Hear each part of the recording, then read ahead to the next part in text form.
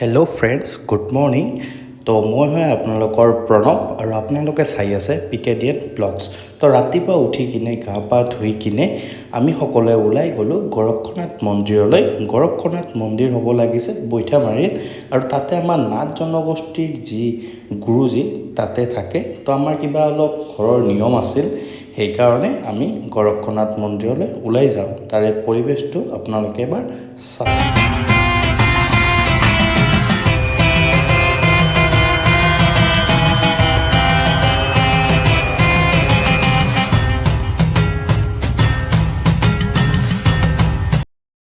আমি আহি তাতে এই হল ঘৰটো যে চাইছে, ইয়াতে মানে আমাৰ যিকোনো প্ৰগ্ৰাম হয় তাতে হয়। আৰু মা বৌ সকলোৱে পূজাৰ বাবে সাজু হ'ল, আৰু দেউতাও শংখ বজালে। আৰু এইজনেই হ'ল সেই আমাৰ গুৰুজী, আৰু এইবোৰ এৱাৰ্ড আৰু কিবা কিবি পাইছে তেখেতে। কিন্তু আমাৰ যি গুৰুজী সিদিনা উপস্থিত নাছিল, সেইবাবে লগ কৰা নহ'ল। আৰু এইখিনি আপোনালোকে চাওক, যিমান প্ৰগ্ৰাম হয় তাৰে ফটোজ কিছুমান। আৰু তাতে লগ পালোঁ ইয়াক, কি ধুনীয়া কিউট হয়।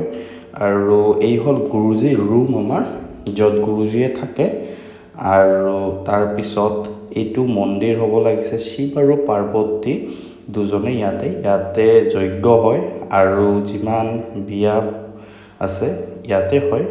আৰু এইটো হ'ব লাগিছে যিমান ভূমিদেৱতা আছে আৰু যিমান কি আছে সেইটোৰ। আৰু এই পণ্ডিতজীজন আছিল, ইয়াক লগ পাই তাৰপিছত অলপ তাতে ঘূৰি ফুৰি আমি তাৰ পৰা ওলাই যাওঁ।